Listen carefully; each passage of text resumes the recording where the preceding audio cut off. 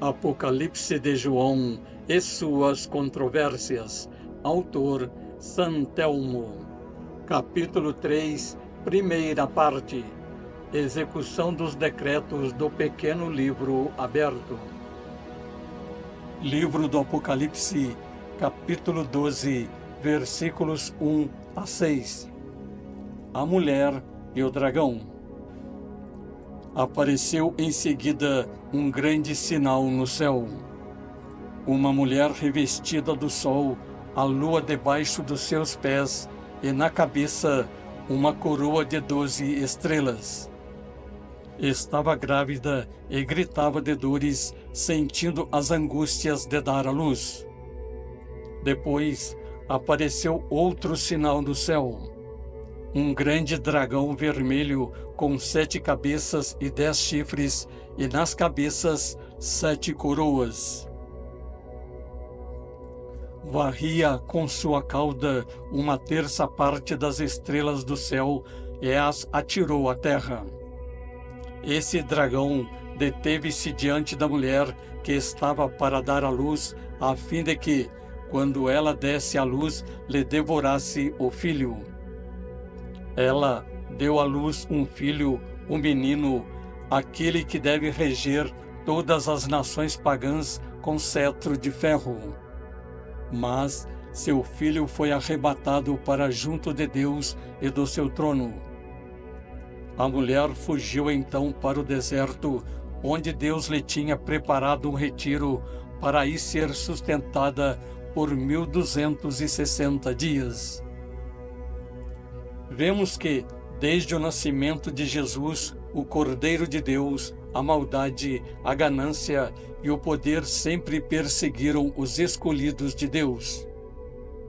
Quando Jesus nasceu, o rei Herodes manda matar as crianças.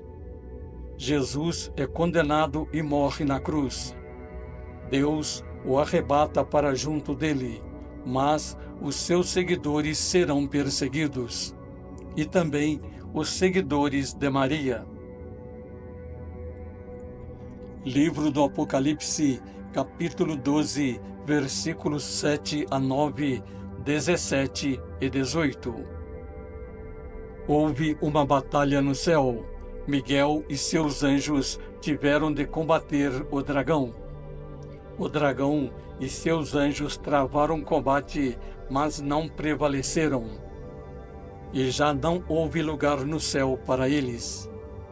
Foi então precipitado o grande dragão, a primitiva serpente, chamado Demônio e Satanás, o sedutor do mundo inteiro. Foi precipitado na terra e com ele os seus anjos.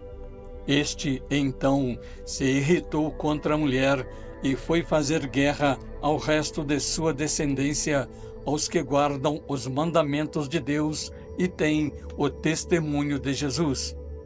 E ele se estabeleceu na praia. O fato interessante nessa narração é que o anjo de Deus combate o dragão, isto é, a luta do bem com o mal.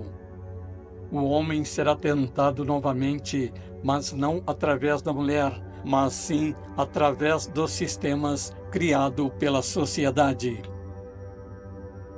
Agora, a tentação não será através de um homem, mas através de nações e povos.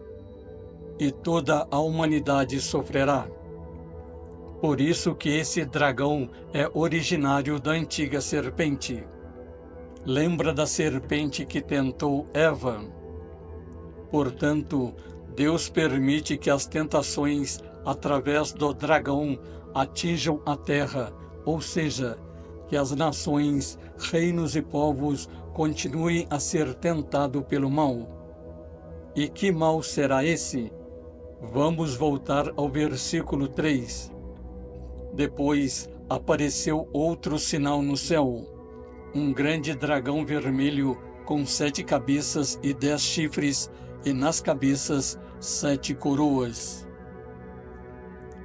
O que significa o dragão vermelho com 7 cabeças e 10 chifres, e nas cabeças 7 coroas? E depois que o dragão perde a batalha no céu, ele é lançado à terra e vai causar muitas guerras e perseguir os seguidores de Jesus e de Maria. E Deus dá essa autoridade a ele para fazer as guerras. Então, o que poderemos ver nessa narração?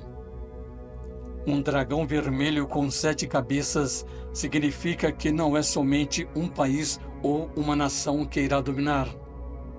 Será a composição de várias nações que comporá a cabeça do dragão. Os chifres representam que irá ferir muitas nações e povos. E as coroas serão os reis e reinos que dominará. Então, quem será esse grande dragão vermelho?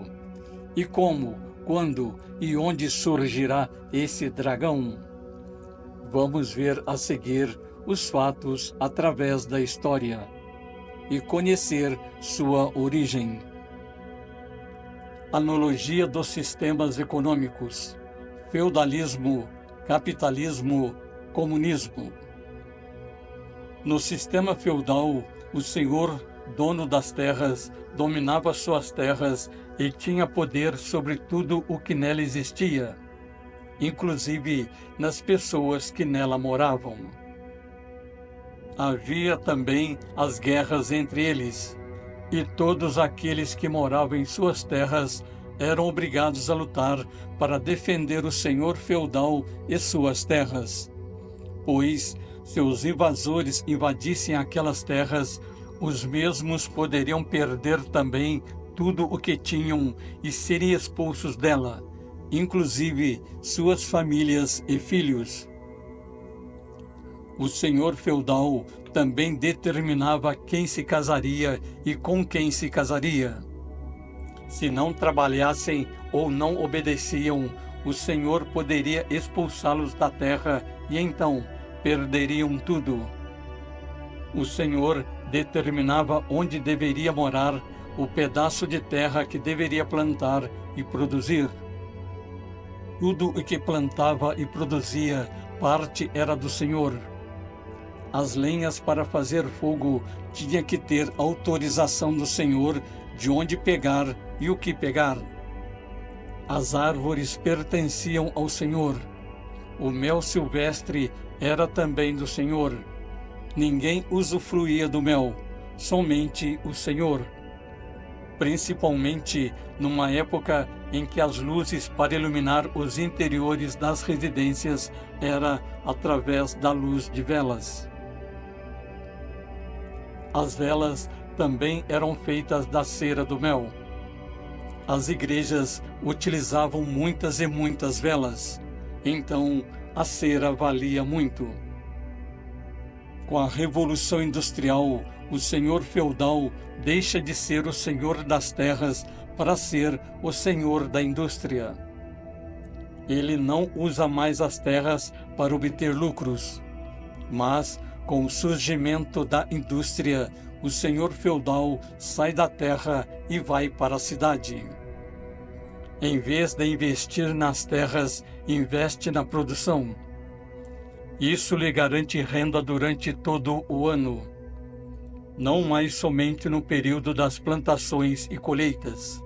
Então, a indústria começa a ser o propulsor da economia. Junto com a indústria vêm as grandes invenções. Assim nasce o capitalismo. E a cada descoberta de um novo produto ou uma nova maneira de produzir mais ou mais barato, mais econômico, o dono da indústria fatura cada vez mais. Também, cada invenção proporcionava uma nova indústria, uma nova fonte de renda. Os senhores da indústria ficavam cada vez mais ricos. E a indústria trabalhava dia e noite. Nos países do norte, onde 6 meses era inverno, quase nada se produzia, mas a indústria não tinha tempo de parar. Assim, o senhor feudal torna-se o senhor do progresso. Não mais o senhor feudal mas o senhor industrial. A indústria torna-se o grande investimento. E assim, a humanidade vai dar um novo salto na sua evolução. Como tudo era novo, não existiam leis que regulavam os horários de trabalho. O homem, acostumado no campo, que trabalhava quando o sol nascia e parava quando o sol se punha, agora era diferente. Na indústria, no seu início, também funcionava assim. Mas foi criado um aparelho que marca o tempo, o relógio. E com ele, o homem começa a mudar também. Tudo tem seu tempo. O tempo de começar a trabalhar e o tempo de encerrar o trabalho. O relógio marca o tempo de entrada e de saída do trabalho. O tempo do trem chegar e o tempo do trem partir. E por essas chegadas e saídas é que o mundo vai cada vez mais depender de marcar o tempo. As horas, os minutos passam a ser importante. E com isso nasceu o fuso horário. O homem vai perceber que meio-dia num país não será meio-dia a 1000 quilômetros a leste ou a oeste. E que, enquanto é noite de um lado do planeta, é dia do outro lado. Isso vai mudar a concepção do tempo. E vai fazer também mudanças nas atividades do homem.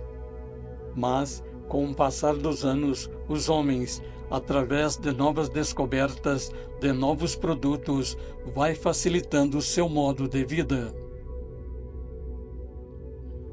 E o trabalhador também quer usufruir desse novo modo de vida das comodidades que as invenções trazem.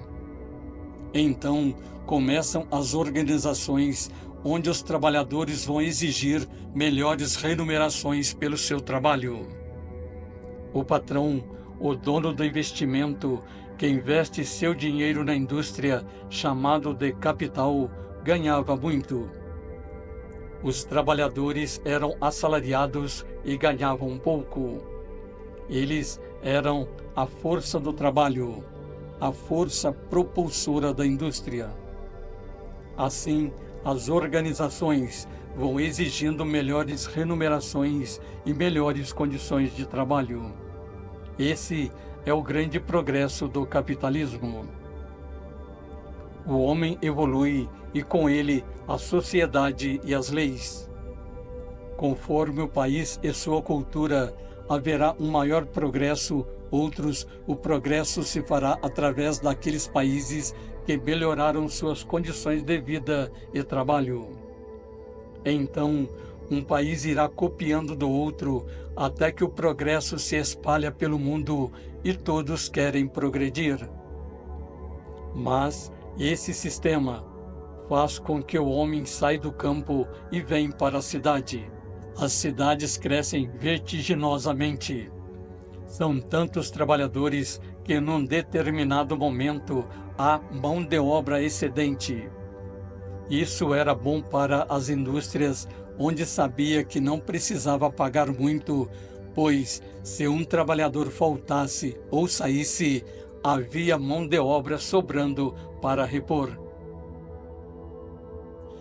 Isso vai causar uma diferença nas condições de vida dos homens na cidade.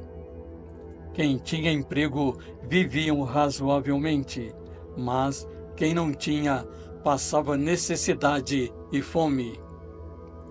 Esse número de pessoas e homens crescem até que as cidades tenham uma grande população de pessoas miseráveis, sem emprego e passando necessidades básicas. Temos uma nova sociedade. Os donos das indústrias, os ricos. Os trabalhadores de altos cargos e bem remunerados, a classe média. Os trabalhadores de baixo escalão, os pobres e os que não tinham trabalhos e viviam na miséria, os miseráveis. Então, ao ver aquela desigualdade, surge uma ideia que vai revolucionar o mundo. Mas essa ideia vai agradar àqueles que querem tomar o poder de reis e nações, onde a população não tem conhecimento e opções de escolha. Principalmente países onde ainda a maioria são trabalhadores rurais ou não tinham nenhuma educação, ou as escolhas eram somente para os poderosos. Nasce a fascinante ideia que, para não haver pobres e ricos, ou os que trabalham e os que passam fome e necessidades, todos deveriam ser iguais. Sim, iguais. O Estado controlaria a produção e todos receberiam os mesmos salários. Não haveria nem pobres e nem ricos. Todos seriam iguais. Todos compartilhariam do mesmo ganho. Não haveria patrão e nem empregado. Todos trabalhariam para o bem comum. Mas havia aqueles homens que não admitiam que os trabalhadores não recebessem além do seu salário e não deveriam ter nenhum benefício além do ganho para se manterem. Ninguém ganha mais que ninguém. Quem vai propor uma nova ordem de sociedade baseado nessa igualdade será Karl Marx, na Inglaterra, que irá se chamar comunismo. Depois irá evoluir para o socialismo. Porém, essa ideia, esse sistema, dominará muitos povos e nações e no decorrer de décadas se tornará a maior escravidão da Terra. Depois explicaremos o porquê. E na maioria deles, o sistema será imposto pela força das armas. Com a ilusão que todos seriam iguais e não teriam mais patrão para forjarem a riqueza de um e a pobreza de outros, esse sistema agradou àqueles que queriam tomar o poder em nome do povo e derrubar reis e assumirem o poder sobre o povo e a nação. A Inglaterra, que viveu o feudalismo, vai dar origem a dois sistemas de governo e de economia: o capitalismo e o comunismo. O primeiro será implantado em seu próprio território. O segundo nascerá o idealizador devido à exploração do capital pelo trabalho e as condições miseráveis da população. Porém, será implantado por outra nação. Assim, nasceu as duas feras e o grande dragão vermelho. O capitalismo, as duas feras; o comunismo, o grande dragão vermelho. O grande dragão vermelho é aquele que quer engolir o menino quando nascesse. Luta com os anjos e depois é lançado na terra com a permissão para fazer guerras, destruir nações, dominar povos e reis e perseguir os seguidores de Jesus e da mulher que deu à luz. Esse será o grande dragão vermelho visto pelo profeta no céu e lançado à terra após perder a batalha com os anjos de Deus e do Cordeiro. Na terra, ele chamar-se-á comunismo. Vamos ver os acontecimentos mundiais para saber como ele irá surgir e fazer o que foi previsto no Apocalipse na visão do profeta no céu. E por que o comunismo representará esse grande dragão vermelho? Vejamos na sequência das narrações.